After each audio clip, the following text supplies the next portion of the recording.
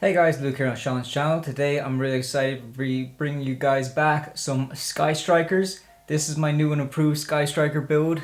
The new support was actually pretty good, I'm not gonna lie. Usually I'm complaining about Sky Striker support, but I have to say this one was actually pretty good. I really like the new Sky Striker A0. I think she's a fantastic card. Nice step in the right direction for Sky Strikers. I think this is a pretty good deck. I don't think it's going to be competitive at all or anything like that. It will probably be a rogue deck, but honestly, I mostly see Sky Strikers going down the route of everyone just going to use it as an engine in their other decks. You can see Sean's Ancient Gear Sky Striker build if you want a very good example of that, so be sure to check that out. But this is just my pure Sky Striker build. Let's just get straight into it. Starting things off, most important, we run 3 copies of Sky Striker Ace Raye. You guys should already know what Raye does by now. It has 2 effects, where one is a quick effect where you can tribute Raye in order to go into one of your Sky Striker Link monsters from the extra deck into the extra monster zone. What's really good about this is that you can actually use Raye's effect to directly go into Sky Striker Ace 0, because Sky Striker Ace 0 doesn't necessarily need to be link summoned with 2 or more monsters or anything like that. You can just use Raye's quick effect in order to go into her, and then you're able to get off some amazing plays from there. You can basically do a lot more going first with this deck now that you're able to use Sky Striker Ace 0 using Raye's effect. But honestly, I still like playing Sky Strikers as a blind going second deck, so I definitely would recommend that you guys play it that way. But it's just nice to know that we still have the option that if we want to, we can go first, and Raye is still the best starter. I still think it is very important to maximize your copies of Raye, so I definitely think you guys need to run it at 3 copies in this deck. Next up, 1 copy of Sky Striker Ace Roze. Roze is very good just because, for the main reasons that you need her specifically for Sky Striker Ace Zero's effect. Sky Striker Ace Zero has another effect where what you're able to do is you're able to quick effect, tribute this card, and special summon 1 Sky Striker Ace Raye and 1 Sky Striker Ace Roze from your deck and or graveyard, and then you can destroy 1 card in the field. So it's very important that you need at least 1 copy of Roze. The only bad thing is that since we only run 1 copy of Roze, if Roze ever gets banished or anything like that, then we are pretty much stuck in the mud in that sense. However, it's not a full necessity. I think if you did run more than 1 copy, it might end up being more so of a brick more than anything else. So I think 1 copy is more than enough for what you need for this build. So 1 copy of Roze. We also run 1 copy of Surgical Striker H.A.M.P. This is the Sky Striker Kaiju. I love decks that are able to have a searchable Kaiju. I think they're absolutely amazing, and Sky Striker is no exception. The only downside of this Kaiju is the fact that you need a Sky Striker Ace monster on the field in order to special summon it to either your own or your opponent's side of the field.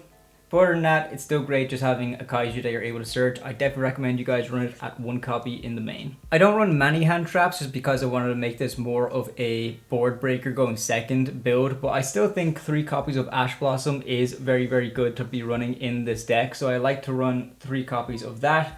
But more importantly, I also like to run 3 copies of Mulcharmy Fuwalos. This is a going second build, so Fuwalos is of course fantastic because it's basically a neutered maxi where you get to draw 1 card every time your opponent special summons from deck and / or the extra deck. So I think it is very, very good to maximize your copies of Ash and Fuwalos. Depending on the matchup, you might want to side these out, but that is all matchup dependent. We're going to move on to the spells now, and there are a lot of them because of course this is Sky Striker. 3 copies of Engage. This is probably the best searcher in the game. You guys should probably already know that Sky Striker spells pretty much have 2 effects, in the sense that they have their primary effect, and then if you have 3 or more spells in your graveyard, you're able to do something additional to that primary effect. So for example, Engage is a searcher, but if you 3 more spells in the graveyard when Engage is activated, you're able to draw an additional card. So Engage is of course mandatory to run at 3 copies.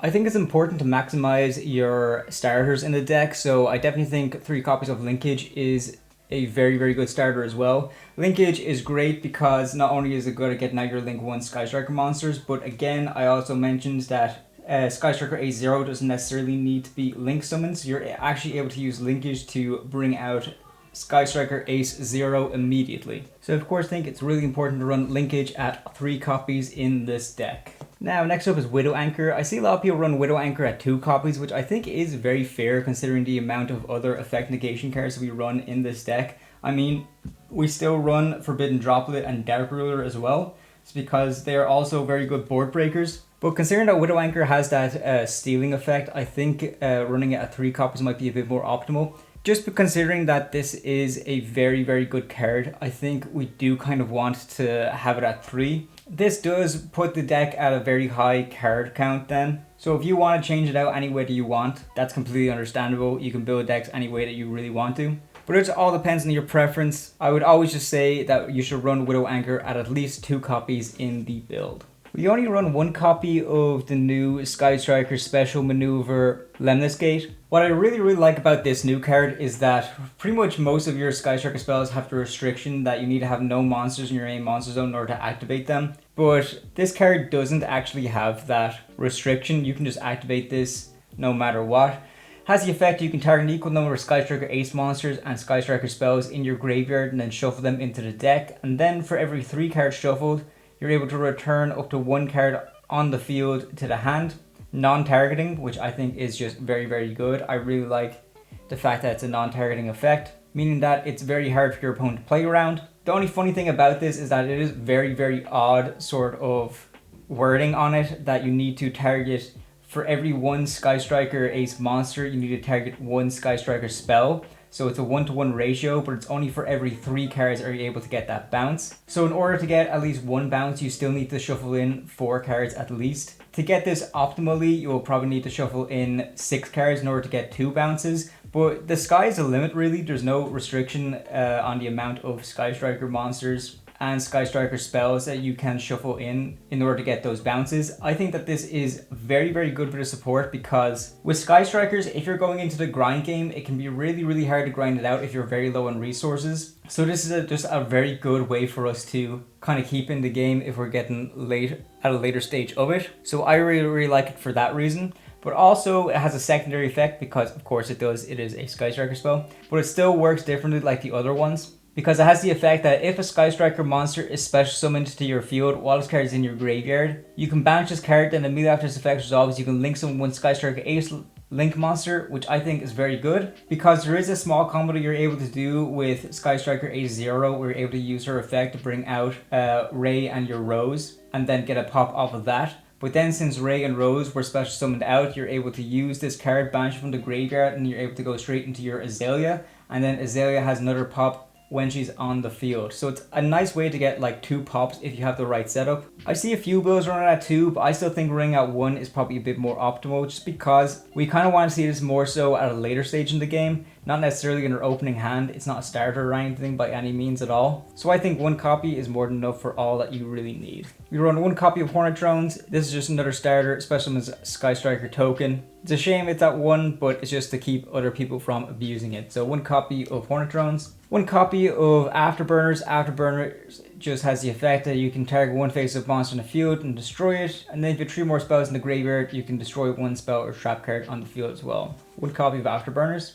1 copy of Shark Cannon. Depending on the format, you might run more copies of this. But we already have some other form of graveyard removal in our side deck. So Shark Cannon isn't really necessary to run at more copies than 1. And the final Sky Striker spell is 1 copy of Multirole. Multirole is great because when it's on the field and we activate a bunch of our other Sky Striker spells that get sent to the graveyard during the end phase, we're able to reset them, which I just think is very good. So 1 copy of Multirole, I definitely recommend it a lot. Going into non-Sky Striker spells now, 1 copy of Reinforcing the Army. Honestly, an honorary Sky Striker card. In this deck, it's able to search you out your Raye or Roze, but most of the time you're going to be searching out your Raye. So 1 copy of Rhoda. We run so many board breakers in this, it's low-key not even funny, but Yummy is going to be a massive threat in the coming format, so I definitely want to have a lot of board breakers well prepped for when we have to face them inevitably. So I like to run 2 copies of Lightning Storm and 1 copy of Harpie's Feather Duster. Definitely just a fantastic card. Able to get rid of some back row, and Lightning Storm able to get rid of some of your opponent's monsters if they're in attack position. 3 copies of Dark Ruin no more. This is definitely going to be an MVP against Yummy. It's a spell speed 4, so it means that your opponent's monsters can't respond to this. The only downside of Dark Ruin no more is that when we activate it, our opponent takes no damage for the rest of its turn, but that's still fine. It's definitely a good trade-off for negating all of your face-up monsters' effect. for the rest of his turn. So 3 copies of Dark Ruin no more I think is definitely really important to max out. We also run 3 copies of Forbidden Droplet. Droplet might be a little bit redundant now that we run the 3 copies of Dark Ruin no more, but I think because it is a quick play spell that we're able to set to the back row that we're able to activate during our opponent's turn, I still think it has a place in this deck. So I like to still run 3 copies of it. I think it is still fairly important.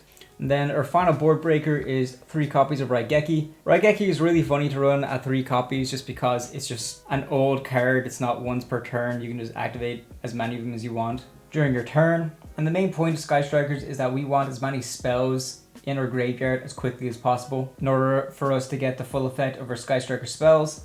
So triple Raigeki I think is a very good way for us to do that. We also run 3 copies of Salesban. Salesban I think is fairly good. I actually used this at a regional recently enough when I was playing my Dragon Rulers, and it did come up. There's a few cards that absolutely mess up Sky Strikers, and one of the cards is definitely Droll and Lockbird. I think Droll and Lockbird will definitely play a lot in the coming format, and just a way for us to not get drolled is by activating Salesban and then calling Droll. I think is definitely a really good way of protecting ourselves. But not only that, depending on what your opponent is playing, you might know what sort of hand traps they're running.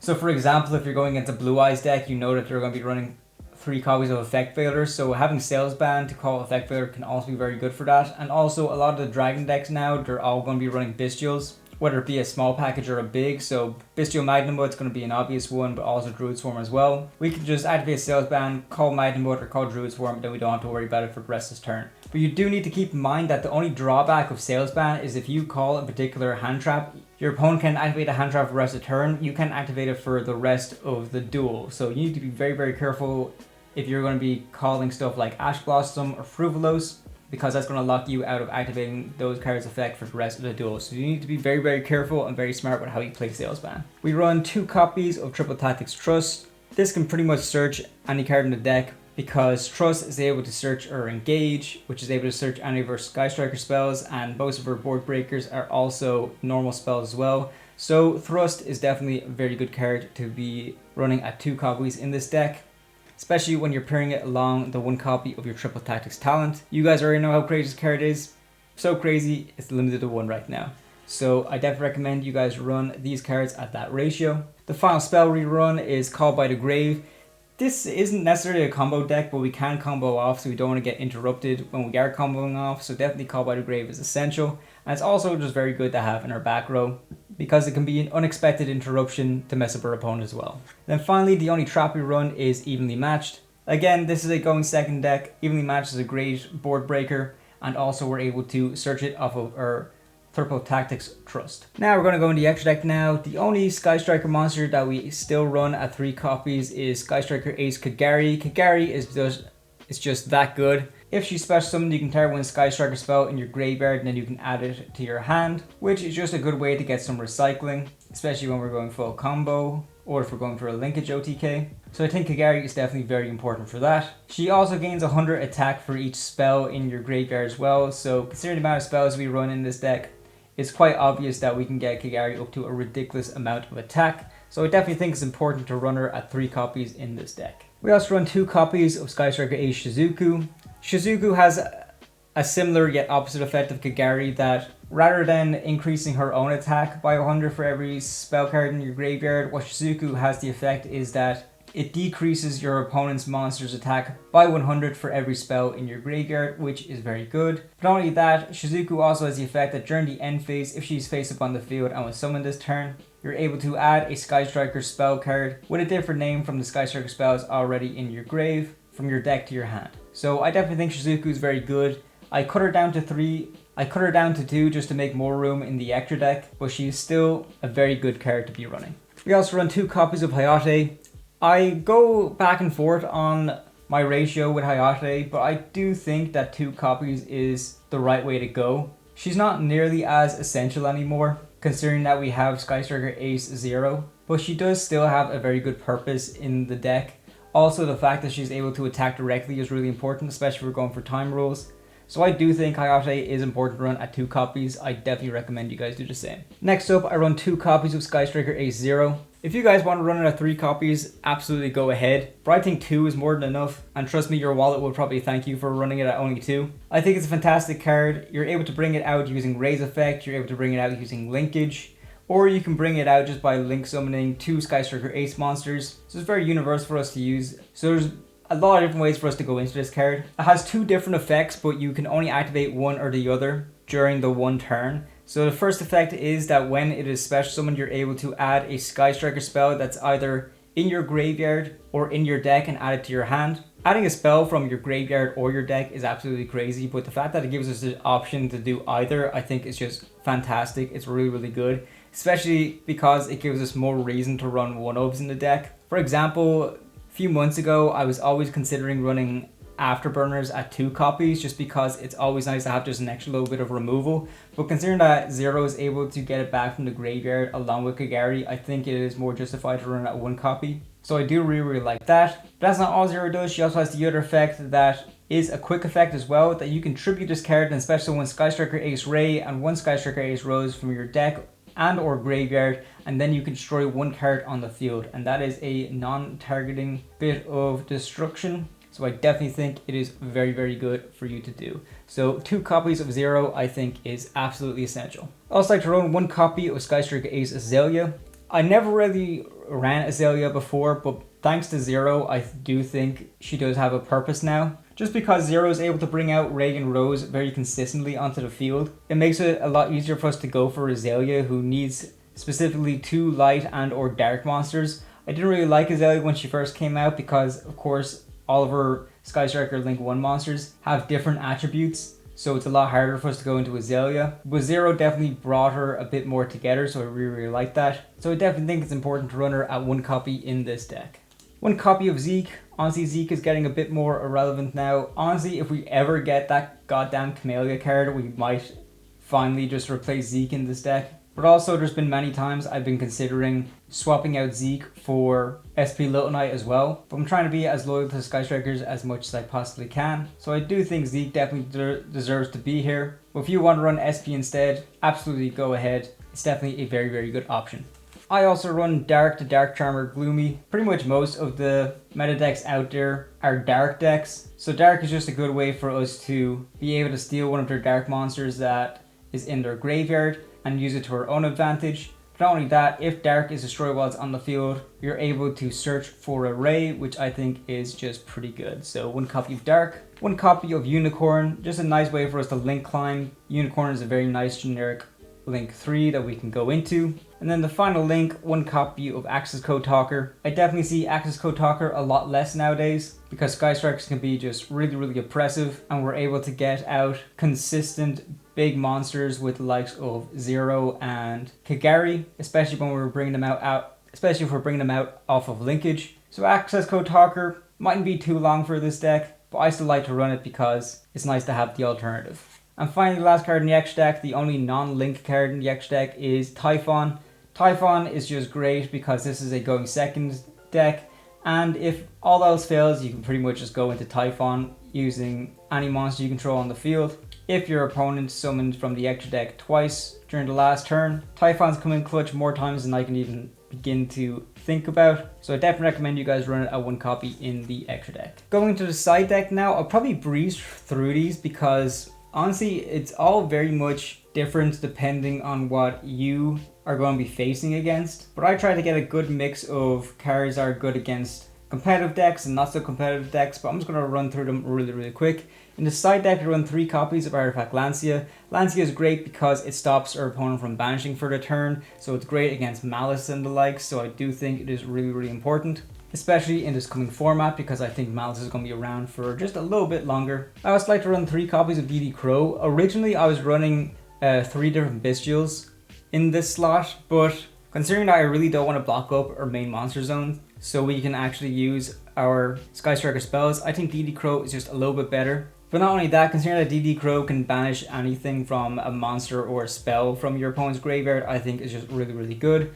So I think it is definitely essential to run at 3 copies in the side. Another odd card to run, but I think it could be pretty good if we're playing against a graveyard heavy deck and we're going first. I think Grave Creeper's Inscription can be a very good card to play. The only bad thing about it is that you need to activate this at the start of your main phase 1. So it can be very, very hard for us to actually pull this off, especially with the amount of cards we're running. You mightn't see this in your opening hand going into game 2 or 3. But I still like to run it just because I think it does serve as a crippling floodgate depending on what we're going against. So I do think it's worth the shot to run at 3 copies in the side deck. We also run Gordian Slicer as well. I used to main deck Gordian Slicer, but just considering that Yuumi is going to be a massive threat, I think it was better to go for the Dark Ruinamore instead. Gordian Slicer is great because this card's activation effect cannot be negated, so it's very hard for opponent to interrupt or play around it. And also the fact that it bounces back the cards as opposed to destroying them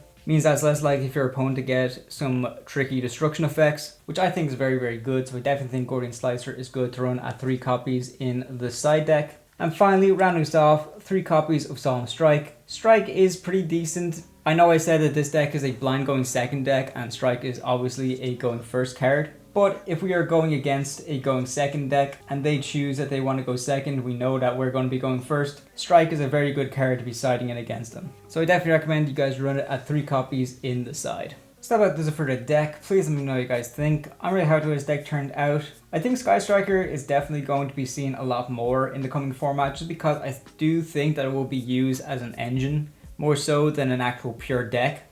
But people really do love their Sky Strikers, so I do see this maybe being a rogue deck if possible. It'll be very, very interesting to see what happens with it. Let me know what you think. If you're interested in buying any of these cards, then please consider using our TCG player affiliate link down in the description. Also a few other affiliate links down there if you guys are interested in using those. It helps directly support the channel. Another way you guys can help directly support this channel is if you can consider becoming a member. We want to give a big shout out to our members Kieran Thompson, Ronnie Yell, Master Jojo, TCG, John Cran, Vex, and Lizard. We really, really appreciate your continued support. It really helps motivate myself and Sean to keep bringing you guys these videos. So thank you very much for that. For the rest of you, if you can consider just liking the video, subscribing to the channel, and leaving a comment, it all really, really helps in the long run for myself and Sean. So thank you very much for that, and we'll see you next time.